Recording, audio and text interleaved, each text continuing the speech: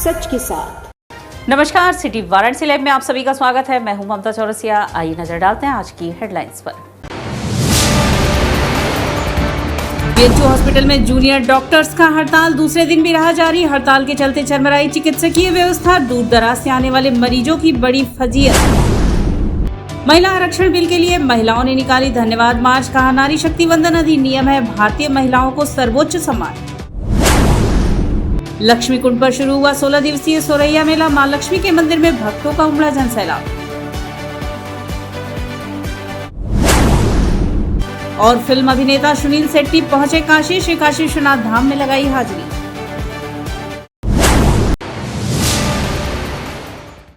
और अब खबरें विस्तार से। बीएचयू हॉस्पिटल में जूनियर डॉक्टर्स का हड़ताल दूसरे दिन भी जारी रहा, जिससे चिकित्सकीय व्यवस्था पूरी तरह से चरमरा गई।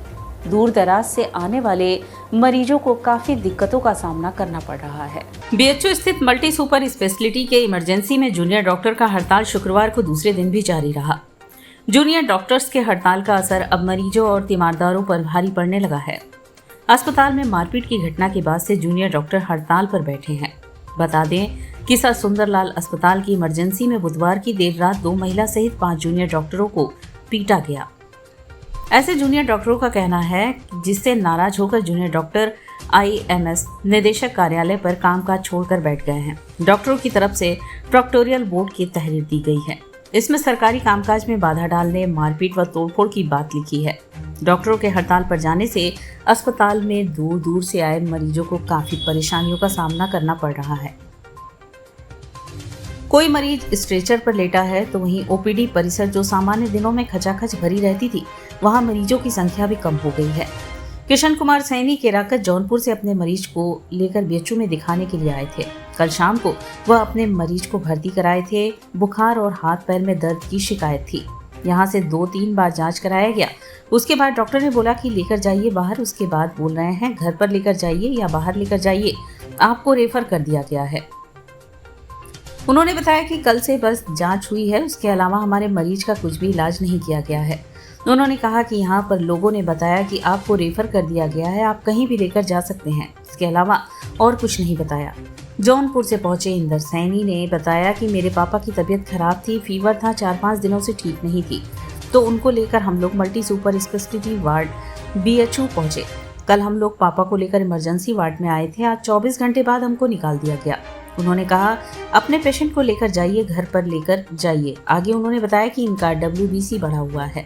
उन्होंने बताया कि डॉक्टर द्वारा अब कहा जा रहा है कि आप प्राइवेट में जाकर दिखाइए और यह हम लोगों के ऊपर दबाव बनाया जा रहा है। तीमारदार ने कहा कि अब हम लोग प्राइवेट हॉस्पिटल में जाने को विवश हैं। बाहर लेटा हुआ कल एडमिट किए थे शाम को। फिर डॉक्टर साहब बोले कि बुखार आ रहा है, उसके बाद में हाथ पैर में थोड़ा दर्द है। 2-3 बार रिपोर्ट जांच वाच करवाएं। उसके बाद में बोले कि लेके जाइए बाहर, आपको रेफर कर दिया है दूसरे जगह। फिर कहीं बोल रहे हैं कि घर पे लेके जाइए, फिर कहीं बोल रहे हैं दूसरे अस्पताल में लेके जाइए। मतलब ऐसा क्यों कर रहे हैं? हड़ताल की वजह से क्या है? अब हो सकता है हड़ताल की वजह से बोल रहे हैं। कहाँ से ट्रांसफर मरीज को लेकर? हमारा दीनदयाल से ट्रांसफर हुआ था यहाँ पे। यहाँ पे दवा कुछ भी नहीं हुआ है। कल से बस जांच हुआ है। जांच होने के बाद डॉक्टर साहब सुबह में देखे, दवा लिख दिए हैं। दवा लिखने के बाद बोले आप लेके जाइए घर लेके जाइए, या तो फिर आप कहीं प्राइवेट हॉस्पिटल में। क्या हुआ, कुछ बताएं कि मरीज को क्या हुआ है? कुछ भी नहीं बता रहे हैं। प्रभारी मंत्री जयवीर सिंह 3 दिवसीय वाराणसी दौरे पर पहुंचे। उत्तर प्रदेश सरकार में पर्यटन व बनारस के प्रभारी मंत्री जयवीर सिंह अपने 3 दिवसीय वाराणसी दौरे के क्रम में आज शुक्रवार को एयरपोर्ट पर उतरने के बाद सीधे सर्किट हाउस पहुंचे, जहां उन्होंने प्रेस कॉन्फ्रेंस को संबोधित किया। प्रेस वार्ता में उन्होंने कहा कि काशी के सांसद भारत के प्रधानमंत्री नरेंद्र मोदी का यह वाराणसी दौरा कई मायनों में ऐतिहासिक होगा, क्योंकि प्रधानमंत्री पिछले दौरे के बाद भारत ने चंद्रयान पर सफल लैंडिंग की, G20 का सफल आयोजन किया तथा सदन से महिलाओं को पास हुआ आरक्षण बिल। उन्होंने कहा कि G20 के सफल आयोजन के बाद भारत विश्व में एक ग्लोबल लीडर के रूप में भी उभरा है, जिसके दूरगामी परिणाम होंगे। पूरा विश्व भारत को एक नए नजरिए से देख रहा है। उन्होंने संसद से पास हुए महिला आरक्षण बिल पर बोलते हुए कहा कि पिछले 27 सालों से लंबित इस मुद्दे पर प्रधानमंत्री के प्रयासों का ही नतीजा है कि इसको पक्ष विपक्ष सभी ने बिना विरोध के अपनी सहमति दी, जिससे भविष्य में महिलाओं को सदन में अपनी मजबूत उपस्थिति दर्ज कराने का मौका मिलेगा। इसी के दृष्टिगत बनारस की महिलाओं द्वारा संस्कृत विश्वविद्यालय में प्रधानमंत्री के स्वागत को एक कार्यक्रम रखा गया है, जिसमें 5000 महिलाओं का प्रतिभाग होगा। इन तीनों ऐतिहासिक कार्यक्रमों के बाद प्रधानमंत्री बनारस आ रहे हैं, इसलिए बनारस की जनता दिल खोलकर अपने प्रधानमंत्री के स्वागत को आतुर है। बनारस को कल कई उपहार मिलेंगे, जिसमें गंजारी में बनने वाला अंतर्राष्ट्रीय क्रिकेट स्टेडियम भी है। इसमें न केवल यहाँ के खिलाड़ियों को एक प्लेटफॉर्म मिलेगा जिससे वे अपनी प्रतिभा दिखा सके, बल्कि लोगों को रोजगार का साधन भी मिलेगा। स्टेडियम बनने के बाद बड़े स्तर पर बड़े खिलाड़ियों, दर्शकों की आवाजाही से सभी को रोजगार का भी एक माध्यम मिलेगा। इससे पहले एयरपोर्ट पर जिला पंचायत अध्यक्ष श्रीमती पूनम मौर्य व पिंडरा विधायक डॉक्टर अवधेश सिंह ने प्रभारी मंत्री का स्वागत किया। डेवलपमेंट सबसे ज्यादा डेवलपमेंट यहाँ हो रहा है हर तरीके से। हमारे अरे काशी का तो कायाकल्प हो गया, काशी बदल गई, काशी बदल रही है निरंतर। चाहे हमारे जितने धर्म के स्थान थे, जितने मंदिर थे, जितने घाट थे, जितने भी अन्य अन्य ऐसी चीजें थी जो हमारे काशी के विश्वनाथ भगवान जी से जुड़े हुए धरोहर थी, उन सबको हम लोग निरंतरता के साथ डेवलप करने का, आकर्षित बनाने का, चाहे कबीरदास जी का हो, रविदास जी का मंदिर हो, सभी के लिए इस साल परियोजना लगातार हमारा पर्यटन विभाग और संस्कृति विभाग दे रहा है, धर्माधिकार विभाग दे रहा है, भारत सरकार, प्रदेश सरकार दोनों मिलके। मंत्री जी बहुत सर्किट हो, कोई भी सर्किट हो, मंत्री जी काशी में अयोध्या ऐसा स्थान जो काशी में जहाँ लोगों की मान्यता है, जहाँ लोगों का आवागमन है, जहाँ पर्यटक आते हैं। रामलीला के लिए क्या कुछ अलग से करने जा रही है? वो हेरिटेज रामलीला है। जो रामलीला के मैदान काशी में है, उन सबको हम लोग पूरा व्यवस्थित करने के लिए, उनको सुसज्जित करने के लिए, उनको मंच देने के लिए पूरी तरह कटिबद्ध हैं। आप चिन्हित करके बता दीजिएगा अगर ऐसी कोई रामलीला का मैदान हो जो अविकसित रह गया हो। सरकार ने पहल किया राजा परिवार से कि हम चाहते हैं कि उसमें कुछ सहयोग करें, उन्होंने मना कर दिया। जहाँ पर लीलाएं होती है वो जमीन उनकी निजी है, उन्होंने मना कर दिया, सरकार अपोज किया। फिल्म अभिनेता सुनील शेट्टी बाबा काशी विश्वनाथ के धाम दर्शन पूजन को पहुंचे। इस दौरान उनके चाहने वालों का जमावड़ा मंदिर परिसर के बाहर जमा रहा। फिल्म अभिनेता सुनील शेट्टी श्री काशी विश्वनाथ धाम पहुंचे। उन्होंने बाबा दरबार में विधि विधान से पूजन अर्चन व जलाभिषेक किया। कॉरिडोर की भव्यता और दिव्यता देखकर अभिभूत हो गए। वहीं दोबारा आने की इच्छा जताई। कॉरिडोर के बाहर फैंस का जमावड़ा लगा रहा। इस दौरान मीडिया से बातचीत में सुनील शेट्टी ने कहा कि वाराणसी तो कई बार आना हुआ, लेकिन पहली बार श्री काशी विश्वनाथ धाम आया हूँ। मंदिर बहुत ही भव्य बना है, यहाँ बार बार आने की इच्छा हो रही है। बाबा विश्वनाथ का दर्शन पूजन कर मन प्रसन्न हो गया। फिल्म स्टार के आने की सूचना के बाद श्री काशी विश्वनाथ धाम के गेट के बाहर फैंस का जमावड़ा लगा रहा। लोग फिल्म स्टार के साथ सेल्फी लेने का प्रयास करते रहे। इस दौरान पुलिस प्रशासन मुस्तैद रही। मन करता है कि बार बार आऊं, और इतनी अच्छी दर्शन हुई और पूजा भी इतना अच्छा हुआ पंडित जी की वजह से, बहुत अच्छा लग रहा है। बहुत पहली बार मंदिर आया हूँ, लेकिन आया तो पहली बार, इससे पहले भी कोशिश यही है कि हमेशा आता रहूं। विद्यापीठ रोड पर तेज गति की अनियंत्रित टोटो की चपेट में आने से बिटिया लाडो की मौत हो गई। सिगरा थाना क्षेत्र के कैंट विद्यापीठ मार्ग पर आज शुक्रवार को एक दर्दनाक घटना घटित हुई। सिगरा थाना के विद्यापीठ पावर हाउस के सामने रजाई गद्दा भरने का काम करने वाले एक परिवार पर उस समय वज्रपात गिरा जब 3 वर्षीय मासूम बिटिया लाडो सड़क पार करते समय अनियंत्रित टोटो UP 65 LT 4990 के चपेट में आने से उसकी दर्दनाक मौत हो गई। लाडो पिछले कुछ दिनों से अपने ननिहाल नाना नानी के घर आई हुई थी। उसके नाना का घर मुख्य मार्ग पर स्थित है और वह अपने नाना के मकान की दूसरी तरफ सड़क पार करने के लिए आगे बढ़ी, तभी पूरी सवारी भरकर टोटो कैंट से सिगरा की तरफ जा रहा था और अनियंत्रित होकर लाडो पर पलट गया। हालांकि टोटो सवार यात्रियों को भी इस घटना में चोट आई है और टोटो पर सवार यात्री अपना इलाज कराने के लिए अन्य अस्पतालों में चले गए। घटना के पश्चात क्षेत्रीय लोगों ने दौड़ाकर टोटो चालक को पकड़ लिया और उसे पुलिस के हवाले कर दिया तथा घायल लाडो को उनके परिजन लेकर क्षेत्र के ही एक निजी अस्पताल की तरफ भागे, जहां पर डॉक्टरों ने उसे मृत घोषित कर दिया। इस घटना के बाद परिवार में कोहराम मच गया और चीख पुकार होने लगी। घटनास्थल पर काफी दूर तक खून का निशान सड़क पर लगा हुआ था। सूचना पर पहुंची सिगरा पुलिस ने मृतका के शव को अपने कब्जे में लेकर पंचनामा कर पोस्टमार्टम के लिए भेजा। वहीं लोगों ने बताया कि मृतका लाडो के पिता अशरफ भी ऑटो चलाने का काम करते हैं। पिता अशरफ को घटना की जानकारी होने पर वह भी मौके पर पहुंच गया और पूरे घटना के बारे में पता चलते ही वह भी हतप्रभ रह गए। अशरफ के 4 बच्चों में 3 लड़कियां और 1 पुत्र है। जिसमें लाडो तीसरे नंबर की बिटिया थी। क्षेत्रीय लोगों का कहना है कि टोटो चलाने वाले चालक बहुत ही अनियंत्रित तरीके से टोटो को चलाते हैं और रात के समय न ही इनके टोटो में लाइट जलती है और न ही हॉर्न बजता है और अक्सर करके इनके द्वारा कोई न कोई घटना सुनने में आती रहती है। एक टोटो चालक जो 5 सवारी बैठा करके आ रहा था ना, जिसके आजकल हर टोटो में लाइट है, ना हॉर्न है, बत्ती है। टोटो वाले बहुत बदतमीजी से चलाते भी हैं हर चौराहे पे।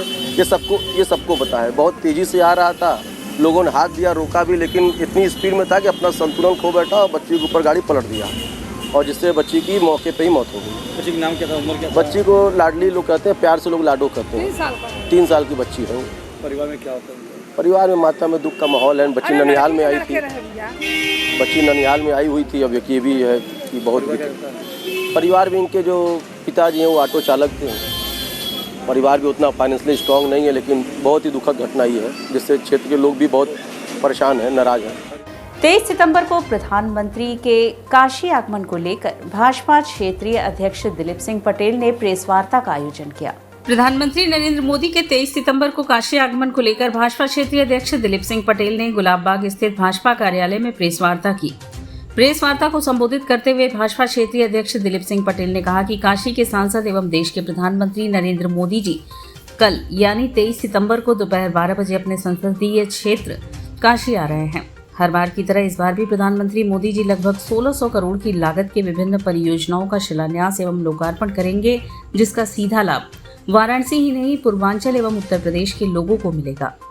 भाजपा क्षेत्रीय अध्यक्ष दिलीप सिंह पटेल ने बताया कि प्रधानमंत्री नरेंद्र मोदी के नेतृत्व में G20 के सफल आयोजन पर भारत को अंतर्राष्ट्रीय स्तर पर मिली ख्याति, चंद्रयान 3 की चंद्रमा पर सफल लैंडिंग एवं नारी शक्ति वंदन अधिनियम बिल संसद में पास होने के बाद प्रधानमंत्री नरेंद्र मोदी जी का अपने संसदीय क्षेत्र में आगमन हो रहा है।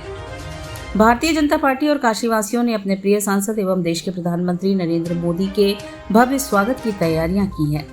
बताया कि प्रधानमंत्री नरेंद्र मोदी वाराणसी एयरपोर्ट से सीधे गंजारी पहुंचेंगे, जहां वे लगभग 450 करोड़ की लागत से बनने वाले अंतर्राष्ट्रीय क्रिकेट स्टेडियम का शिलान्यास करेंगे व जनसभा को संबोधित करेंगे।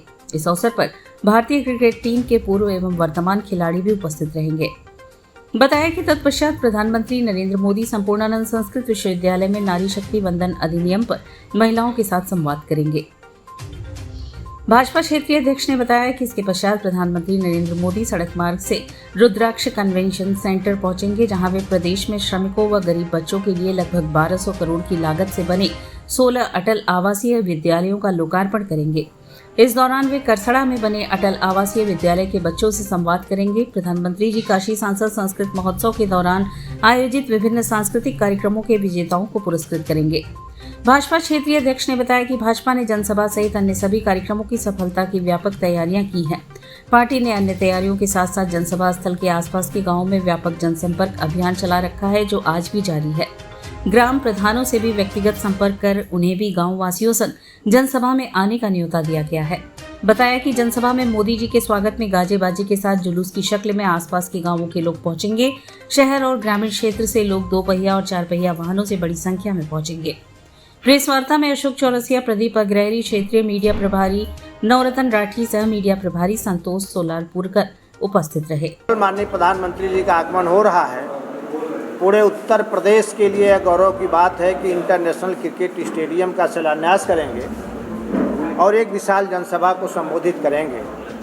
इसके साथ ही माननीय प्रधानमंत्री जी नारी शक्ति वंदन अधिनियम जो लोकसभा में पास हुआ है, वो वाराणसी ही नहीं अगल बगल की जिलों की भी तमाम ऐसी हमारी मातृशक्ति मातृ बहनें माननीय प्रधानमंत्री जी को लेकर के अति उत्साहित हैं और उन्होंने मांग किया कि माननीय प्रधानमंत्री जी हम लोगों के बीच में आवे। इस बात को माननीय प्रधानमंत्री जी उनके बीच में कल संपूर्णानंद संस्कृत विश्वविद्यालय में आकर के उनसे संवाद करेंगे।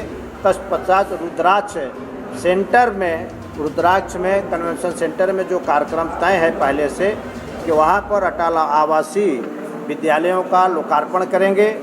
सांसद सांस्कृतिक महोत्सव के विजेता जो है लोगों को पुरस्कृत करेंगे। साथ ही साथ है जो आगामी सांसद खेल प्रतियोगिता है उसके पोर्टल का लॉन्च करेंगे।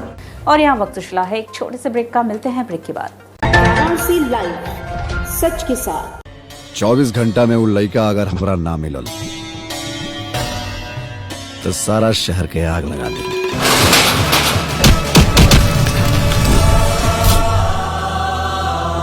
मन के भंवरा JMS प्रस्तुत Shanti production script, producer Subhash Yadav. अगर कोनो भी सूरत में जनता के वोट देवे से रोकल गई तो हम बोलब ना, सीधा ठोकब। डिजिटल पार्टनर फटाफट डिजिटल, HS पवन द्वारा निर्देशित प्रजातंत्र। आज वर्दी बोल रहा बा। रितेश पांडे, काजल राघवानी अभिनीत एक संपूर्ण पारिवारिक फिल्म जल्द ही आपके नजदीकी सिनेमाघरों में। प्रजातंत्र, producer Subhash Yadav, digital partner फटाफट डिजिटल, HS पवन द्वारा निर्देशित और रितेश पांडे, आराधना मिश्रा और कल्पना जी के सुरीले गानों से सजी एक संपूर्ण पारिवारिक फिल्म वाराणसी लाइव, सच के साथ। और ब्रेक के बाद पुनः आपका स्वागत है। 16 दिन चलने वाले सोरैया मेले का आगाज शुक्रवार से प्रारंभ हो गया। लक्ष्मी कुंड स्थित मां लक्ष्मी के दरबार में मां के दर्शन को भक्तों का जनसैलाब उमड़ा। लक्ष्मी कुंड पर लगने वाला प्रसिद्ध सोरैया का मेला शुक्रवार से प्रारंभ हो गया है। सोरैया मेला 16 दिनों तक होगा। 22 सितंबर से प्रारंभ हुआ सोरैया का महानुष्ठान 8 अक्टूबर जीवित पुत्रिका व्रत को संपन्न होगा। धन धान्य संपत्ति और संतान सुख की कामना को लेकर महिलाएं लक्सा स्थित मां लक्ष्मी के मंदिर में तड़के सुबह से पहुंच रही हैं। सोरैया मेले में 16 दिनों तक महिलाएं व्रत रखती हैं। सौभाग्य योग में शुरू हुए सोरैया मेले का प्रारंभ होने से श्रद्धालुओं को सौभाग्य की प्राप्ति होगी। सोरैया मेले को लेकर मान्यता है कि इस मेले में 16 अंक का बेहद महत्वपूर्ण महत्व है। सोरैया मेले में 16 दिनों का व्रत और स्नान, 16 आचमन के पश्चात देवी विग्रहों की 16 परिक्रमा की मान्यता है। श्रद्धालु मां लक्ष्मी को 16 चावल के दाने, 16 दूर्वा और 16 पल्लव अर्पित करने के साथ व्रत के लिए 16 गांठ का धागा धारण किया जाता है। जो कथा सुनी जाती है इसमें 16 शब्द होते हैं। वहीं 16वें दिन जीवित पुत्रिका या ज्योतिया के निर्जला व्रत के साथ पूजन का समापन होता है। 16 दिवसीय मेला प्रतिवर्ष की बात, हर वर्ष की बात, इस वर्ष भी 16 दिवसीय सोरैया मेला लगाया गया। ये महालक्ष्मी माता का महापर्व है। इसमें महिलाएं व्रत 16 दिन का व्रत रहती हैं, 16 गांठ का धागा बांधती है, 16 प्रकार के भोग व्यंजन माता को अर्पित करती हैं और माथे अपनी मनोकामना की पूर्ति करती हैं, जिससे माँ बहुत प्रसन्न होती हैं। वो भक्तों के घर में सुख समृद्धि ऐश्वर्य और दीर्घायु का वरदान देती हैं। भारत में सूर्य उपासना के पुनरोदय, भारत का पुनरुत्थान विषय पर 2 दिवसीय संगोष्ठी का आयोजन 23 व 24 सितंबर को होगा। भारत में सूर्य उपासना के पुनरोदय व भारत का पुनरुत्थान विषय पर 2 दिवसीय संगोष्ठी कांची कामकोटि पीठासीन शंकराचार्य जगत गुरु शंकर विजेंद्र सरस्वती के आशीर्वचन व संरक्षण में 23 व 24 सितंबर को शिवाला स्थित चेत सिंह किला में आयोजित किया जा रहा है। इस संदर्भ में शुक्रवार को एक प्रेस वार्ता को संबोधित करते हुए कार्यक्रम संयोजक सुशील पंडित ने बताया कि संगोष्ठी के अनेक उद्देश्य है। एक यह भी है कि कश्मीर की भारतीय अस्मिता के पक्षों को सामने लाना, इस पर भी विचार करना है कि उस झूठे और विकृत कथा प्रसंग को चुनौती देने में मार्तंड के सूर्य मंदिर के संभावित जीर्णोद्धार की क्या भूमिका हो सकती है, जो कश्मीर को शेष भारत के इतिहास और संस्कृति से तथा कथित रूप से अलग मानता है।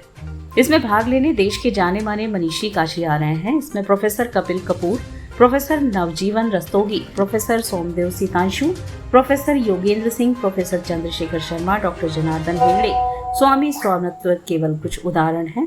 काशी के स्थानीय विद्वानों में प्रोफेसर हृदय रंजन शर्मा, प्रोफेसर विजय शंकर शुक्ल, प्रोफेसर सदाशिव द्विवेदी, प्रोफेसर विशिष्ट त्रिपाठी विल्लेखनीय नामों से केवल कुछ के नाम है। इस संगोष्ठी के पीठाधिपति के रूप में डॉक्टर शशि शेखर तोषखानी जी के मार्गदर्शन का लाभ मिलेगा। आने वाली 23 और 24 सितंबर को शनिवार और रविवार काशी में एक 2 दिवसीय संगोष्ठी का आयोजन किया गया है। यह संगोष्ठी सूर्य उपासना के पुनरोदय के माध्यम से भारत के पुनरुत्थान को समर्पित है। यह कार्यक्रम जगत गुरु कांचीमठ पीठाधिपति श्रीमान शंकर विजयेंद्र सरस्वती जी के सानिध्य में उनके आशीर्वाद के साथ आयोजित किया गया है। इसी प्रांगण में उसकी योजना रची गई और इस पूरे कार्यक्रम की पृष्ठभूमि में भारत से लोप होती सौर उपासना और जीर्ण शीर्ण अवस्था में पड़े सूर्य मंदिरों के पुनर्निर्माण पुनर्नयन का अभियान प्रारंभ होता है और इस अभियान के केंद्र में है कश्मीर का मार्तंड मंदिर जो भव्यतम सूर्य मंदिरों में से और भारत की शिल्प मंदिर स्थापत्य कला और शिल्प का एक अनूठा नमूना है। बीएचयू साउथ कैंपस में भारत की G20 देशों की अध्यक्षता की राह में सफलता एवं आगे की राह पर व्याख्यान का आयोजन हुआ। काशी हिंदू विश्वविद्यालय के दक्षिणी परिसर में भारत की G20 देशों की अध्यक्षता की राह में सफलता एवं आगे की राह पर एक दिवसीय व्याख्यान का आयोजन किया गया। कार्यक्रम का शुभारंभ परिसर के आचार्य प्रभारी प्रोफेसर विनोद कुमार मिश्रा, सलाहकार दक्षिण परिसर डॉक्टर आनंद गोपाल बंदोपाध्याय, मुख्य अतिथि पणिकृत पायन, समन्वयक Y20 समूह सम्मानित अतिथि विनय कुमार सिंह, लेखन एवं विचारक तथा छात्र सलाहकार डॉक्टर आशीष लतारे ने विश्वविद्यालय के संस्थापक एवं भारत रत्न महामना पंडित मदन मोहन मालवीय जी की प्रतिमा पर माल्यार्पण एवं समक्ष दीप प्रज्वलन करके कार्यक्रम की शुरुआत की। यह कार्यक्रम डॉक्टर अनिर्बल गांगुली, अध्यक्ष Y20 Bharat, doctor Shyama Prasad Mukherjee research foundation के द्वारा चलाए जा रहे व्याख्यान माला का भाग है। अब तक 1600 व्याख्यान मालाओं का आयोजन किया जा चुका है, जिस श्रृंखला में आज दक्षिणी परिसर में विद्यार्थियों को लाभान्वित करने हेतु किया गया। मुख्य अतिथि पणिकृत पायन स्वयं ही संचालन समिति के सदस्य के नाते भारत में G20 के आयोजन के महत्व को विस्तार से वर्णित किए। सम्मानित अतिथि विनय कुमार सिंह ने विद्यार्थियों को मार्गदर्शित किया और उन्हें बुद्धिमान तथा बुद्धिजीवी के बीच में अंतर समझाया और समाज के विभिन्न विचारधाराओं, अफवाहों एवं विरोध में अंतर समझने पर जोर दिया। सलाहकार डॉक्टर आनंद गोपाल बंदोपाध्याय, दक्षिणी परिसर ने युवा शक्ति के महत्व पर प्रकाश डाला और वैश्विक समस्याओं का समाधान वैचारिक रूप से बातचीत करके करने पर जोर दिया। आचार्य प्रभारी प्रोफेसर विनोद कुमार मिश्र ने G20 की अध्यक्षता को अपने देश भारत की एक बहुपक्षीय शक्ति का पूरे विश्व को एहसास कराया, जो कि संस्कृति से समृद्ध, आतिथ्य से भरपूर, संपूर्ण विश्व के कल्याण में अपनी अंतर्राष्ट्रीय भूमिका स्थापित की है। कार्यक्रम का संचालन काशी हिंदू विश्वविद्यालय के दक्षिणी परिसर के प्रशासन के द्वारा किया गया तथा धन्यवाद ज्ञापन छात्र सलाहकार डॉक्टर आशीष लतारे द्वारा दिया गया। को जब हम कश्मीर की बात करते थे तो विश्व मंच पर चाइना और पाकिस्तान मुस्कुराते थे कि भारत तो बार बार ऐसे ही बात करता रहता है। तालिबान की जब हम बात करते थे, अमेरिका कभी मुस्कुराता था, क्योंकि बैड टेररिज्म और गुड टेररिज्म में डिवाइड करने, जो हमारे पक्ष में है वो गुड है, जो हमारे पक्ष में नहीं है वो बैड है। पहली बार G20 देशों ने टेररिज्म को एक्सेप्ट किया है कि टेररिज्म बैड ही होगा। ये पहली बार भारत की जीत है। महिलाओं के लिए नारी शक्ति वंदन अधिनियम, भारतीय महिला सर्वोच्च सम्मान की खुशी में महिलाओं ने मार्च निकालकर पीएम मोदी को धन्यवाद दिया। भारत की महिलाओं और बेटियों को संसद में पर्याप्त प्रतिनिधित्व देने के लिए नारी शक्ति वंदन अधिनियम भारतीय राजनीति में बड़े परिवर्तन का संकेत है। महिलाएं खुश हैं और राजनीति में महिलाओं की योग्यता साबित करने का बड़ा मौका भी है। इसके लिए महिलाएं प्रधानमंत्री नरेंद्र मोदी को ही श्रेय दे रही हैं। कई राजनीतिक पार्टियां इस बिल के पास होने पर अपना पीठ थपथपा रही हैं, कुछ इसका विरोध कर रहे हैं। प्रधानमंत्री नरेंद्र मोदी के संसदीय क्षेत्र में उनके आगमन की पूर्व संध्या पर विशाल भारत संस्थान एवं मुस्लिम महिला फाउंडेशन के संयुक्त तत्वाधान में सुभाष भवन से मुंशी प्रेमचंद स्मृति द्वार तक धन्यवाद मार्च निकाला गया। महिलाएं अपने हाथों में मोदी का पोस्टर लेकर मोदी है तभी मुमकिन है का नारा लगा रही थी। बैंडबाजी के साथ मोदी जिंदाबाद रहे तभी हर महिला होगी आबाद का नारा गूंज रहा था। महिलाओं के साथ बेटियां खुश थी। राजनीति में उनके लिए प्रवेश का द्वार खुल गया। दलित परिवार की बेटी खुशी रमन भारतवंशी ने कहा कि मुझे अब मौका मिलेगा तो हम जरूर चुनाव लड़ेंगे। खुशी के माहौल में सभी महिलाओं ने मोदी जी को धन्यवाद कहा। इस अवसर पर विशाल भारत संस्थान की नेशनल कोऑर्डिनेटर आभा भारतवंशी ने कहा कि इस बिल से महिलाओं की राजनीतिक भागीदारी बढ़ेगी, इसके साथ सामाजिक क्षेत्र में व्यापक परिवर्तन होगा, देश की सांस्कृतिक पहचान समृद्ध होगी और लैंगिक असमानता खत्म होगी। मुस्लिम महिला फाउंडेशन के नेशनल सदर नाजनीन अंसारी ने कहा कि इस बिल का नाम ही महिलाओं को सम्मान को बढ़ाने वाला है। नारी शक्ति के वंदन की उम्मीद मोदी जी से ही की जा सकती है, बाकी लोग तो महिलाओं के अपमान में लगे हैं। विशाल भारत संस्थान की राष्ट्रीय महासचिव डॉक्टर अर्चना भारतवंशी ने कहा कि महिला आरक्षण बिल का असर सदियों तक रहेगा। महिलाओं की स्थिति में क्रांतिकारी परिवर्तन की पटकथा मोदी जी ने लिख दी है। सदियों बाद महिलाएं आजादी से बिना किसी के एहसान के राजनीति के सर्वोच्च शिखर पर पहुंचेंगी। भारतीय आवाम पार्टी के अध्यक्ष नजमा परवीन ने कहा कि कहने को तो आधी आबादी थी, लेकिन मौका तो किसी ने नहीं दिया। महिलाओं के हक की आवाज मोदी जी ने सुनी, इसके लिए मोदी जी को ही धन्यवाद कहेंगे। मार्च में इले भारतवंशी, उजाला भारतवंशी, दक्षिता भारतवंशी, सरोज देवी, रमता श्रीवास्तव, हीरामानी, प्रभावती, उर्मिला, रीता, विद्या, पार्वती, अंजू, मीरा, किरण, धनेसरा, मुमता, माया, लालती, माया, शमसुनिसा, सेचना, राजकुमारी, राधा, शिखा, आकांक्षा, रिया, संजू, राजकुमारी, सीमा, अनीता, शिवकुमारी आदि लोग शामिल रही। महिलाओं ने मिलकर हमारे यशस्वी प्रधानमंत्री नरेंद्र मोदी जी का धन्यवाद किया है, धन्यवाद मार्च निकाला है, जो उन्होंने आरक्षण बिल को पास किया, महिलाओं के हक के लिए बात की, उनके अधिकार के लिए बात की और अब लोकसभा और राज्यसभा में भी महिलाओं के लिए सीट आरक्षित हुई है। इस बात की हम लोगों को बहुत खुशी है कि अब वहां पर कम से कम 181 महिला मुख्यमंत्री पहुंचेंगी। शारदा भवन में आयोजित गणेशोत्सव का शुक्रवार को समापन हुआ। अगस्त कुंड स्थित शारदा भवन के 95वें गणेशोत्सव का शुक्रवार को भव्य गणपति शोभा यात्रा के साथ समापन हुआ। विगत 18 तारीख से चल रहे इस 5 दिवसीय उत्सव का भव्य समापन हुआ। अंतिम दिन प्रातः 11 बजे डॉक्टर रागिनी सरना द्वारा भैरवी सभा में गाइए गणपति जगवंदन गाकर भगवान की स्तुति की गई। शाम 4 बजे आरती के उपरांत शारदा भवन से भव्य शोभा यात्रा निकाली गई, जिसमें बड़ी संख्या में भक्तजन शामिल थे और गणपति बप्पा मोरिया के जयकारे लगाते रहे। यात्रा जंगमबाड़ी से गदौलिया होते हुए कोतवालपुरा के रास्ते साक्षी विनायक पर आकर रुकी। यहाँ पर भक्तों ने भगवान की आरती उतारी। इसके बाद विश्वनाथ गली सिंह द्वार होते हुए वापस शारदा भवन पहुंचे। यहाँ पर एक बड़े पात्र में गंगा जल संकलित किया हुआ था, जिसमें गणेश जी की प्रतिमा का मंत्रोच्चार के साथ विसर्जन किया गया। शोभा यात्रा के दौरान प्रत्येक मार्ग पर लोगों ने अपने अपने घरों की छत से काफी मात्रा में पुष्प वर्षा की और जयकारे लगाकर अभिनंदन किया। प्रातः भैरवी सभा में उत्तर प्रदेश सरकार के आयुष मंत्री डॉक्टर दयाशंकर मिश्र दयालु भी पहुंचकर आशीर्वाद लिए। इस पूरे आयोजन के प्रमुख सूत्रधार पंडित यादव राव पाठक और उनके अनुज भ्राता डॉक्टर विनोद राव पाठक थे। आगंतुकों का स्वागत स्मिता वी पाठक ने किया, संयोजक कपिल व स्वप्निल पाठक ने किया। धन्यवाद ज्ञापन इंजीनियर वरद राव पाठक ने दिया।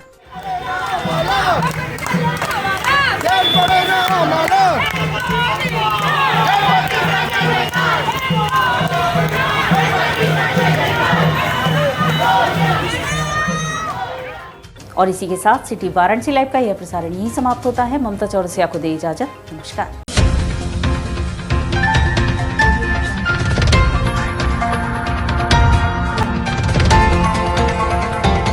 वाराणसी लाइव, सच के साथ।